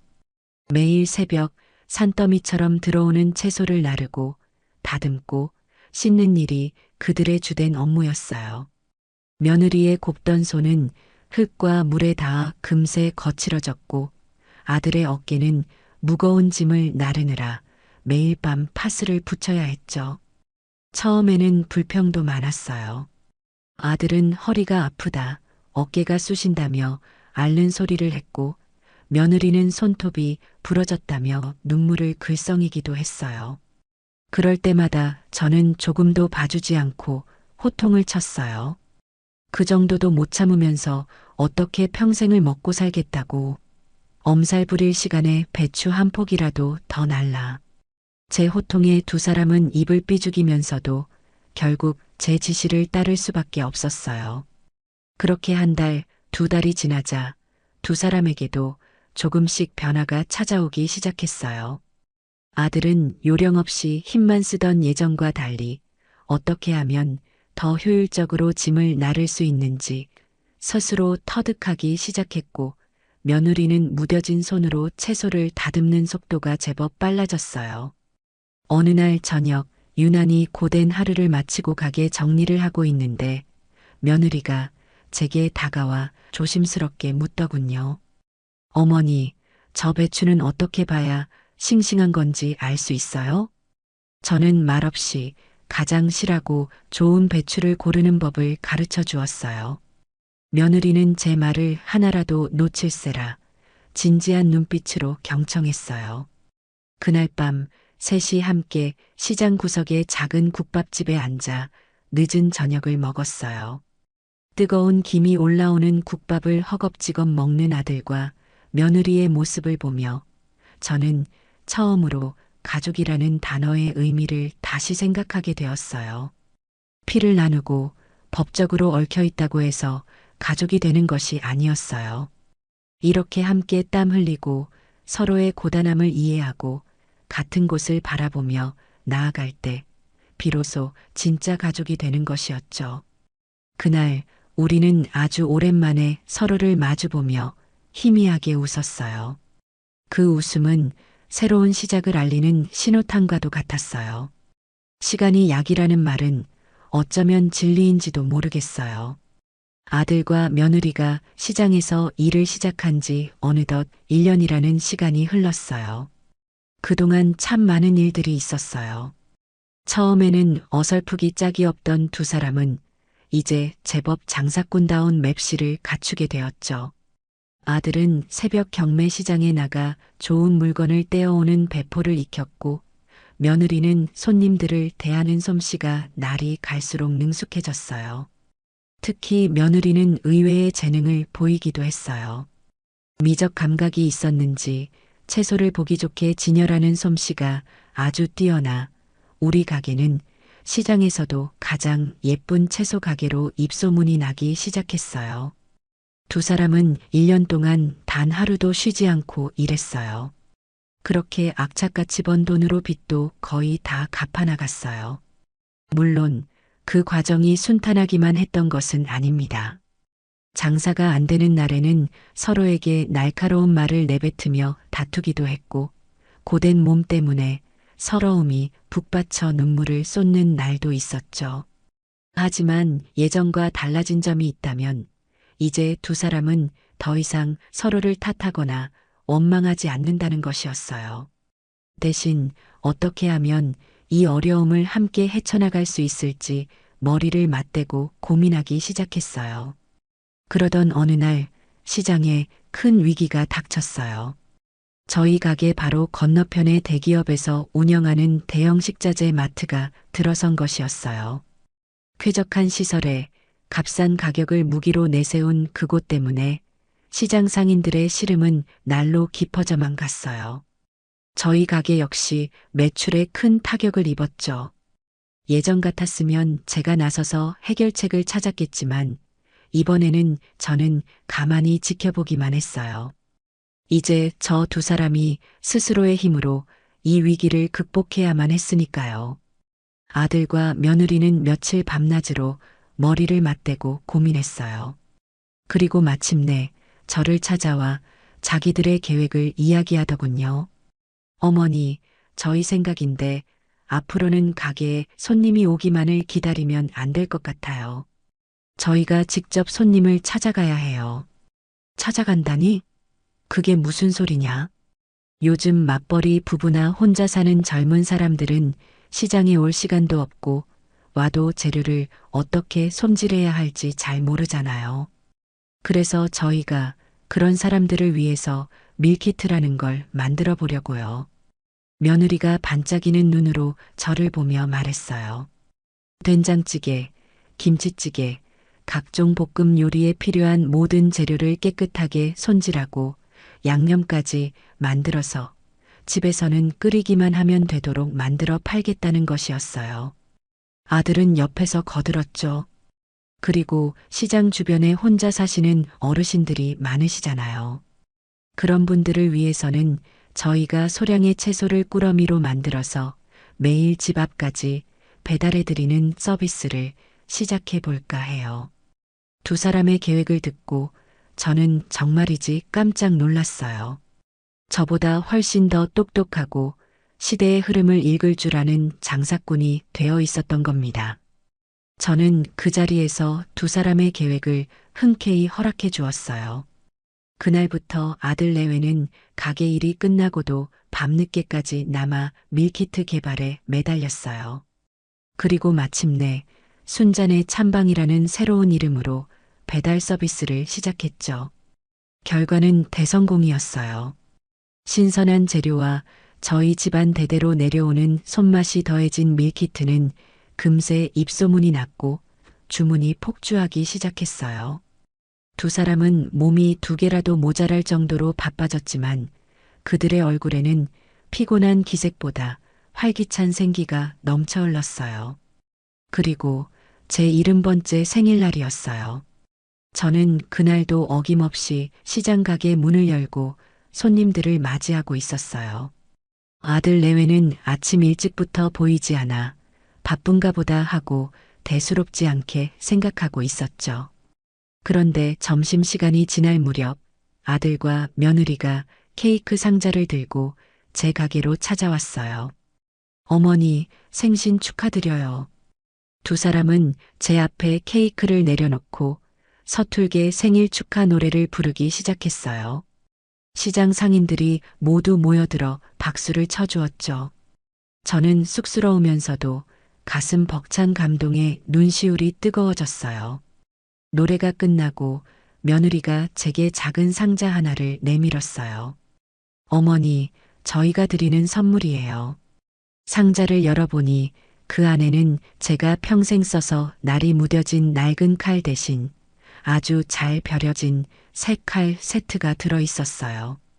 그리고 그 옆에는 두 사람이 삐뚤빼뚤한 글씨로 쓴 편지 한 장이 놓여 있었죠.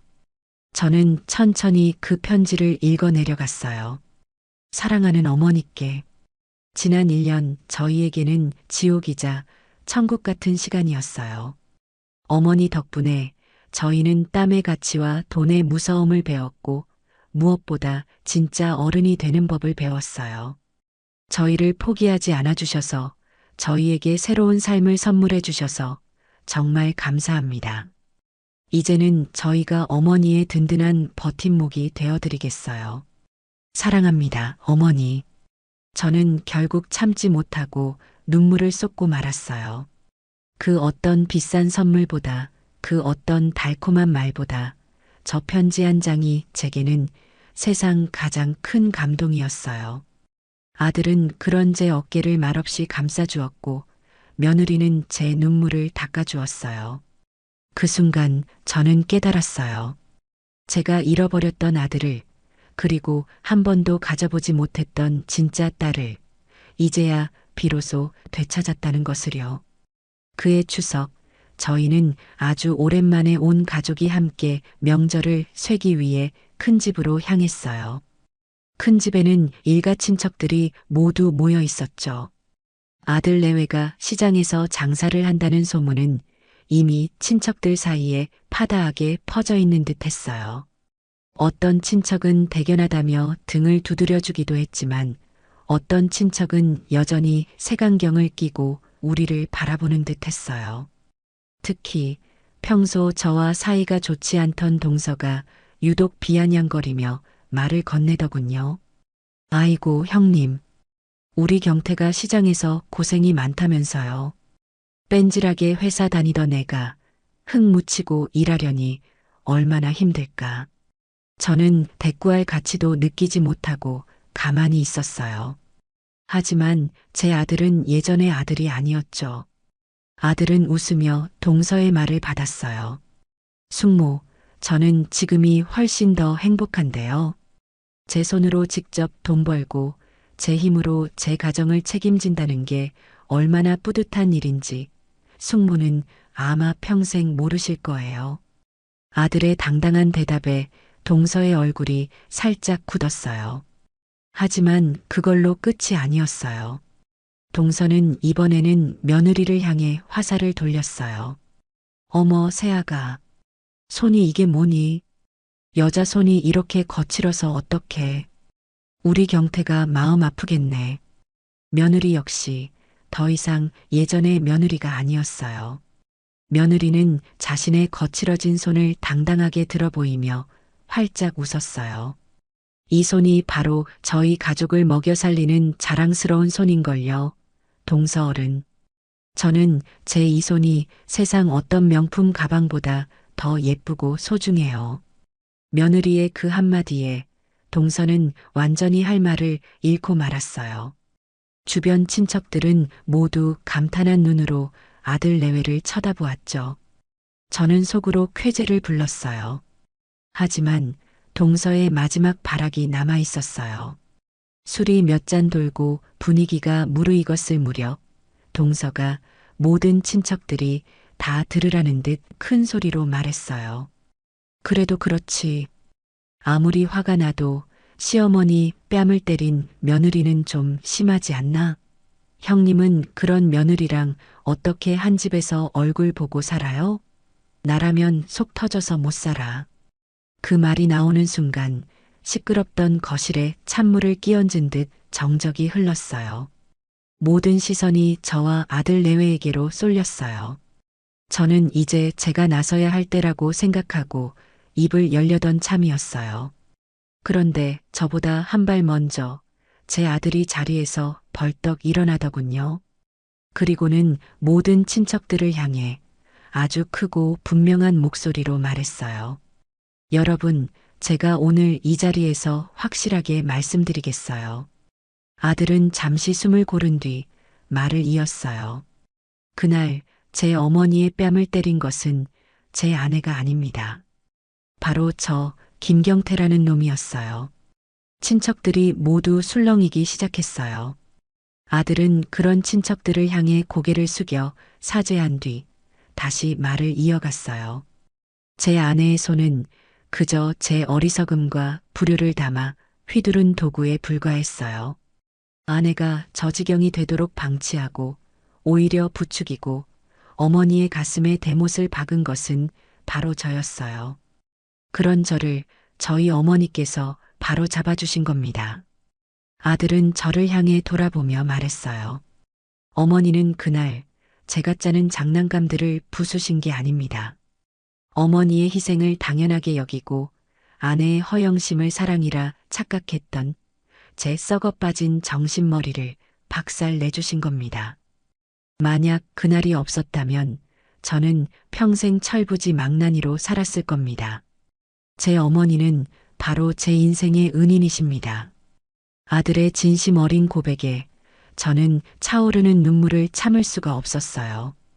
그때 며느리가 제 옆으로 다가와 제 손을 꼭 잡아주었어요.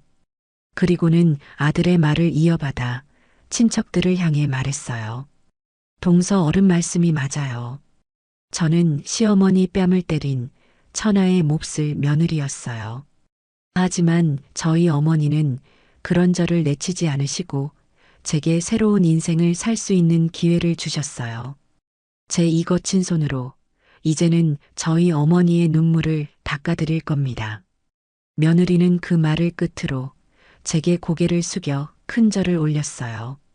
아들도 그 옆에 나란히 엎드려 절을 올렸고요. 그 모습을 지켜보던 모든 친척들은 더 이상 아무 말도 하지 못했어요. 동서는 이미 쥐구멍이라도 숨고 싶은 표정이었죠. 저는 제 앞에 엎드려 있는 아들과 며느리의 등을 말없이 토닥여 주었어요. 그 순간 저는 깨달았어요.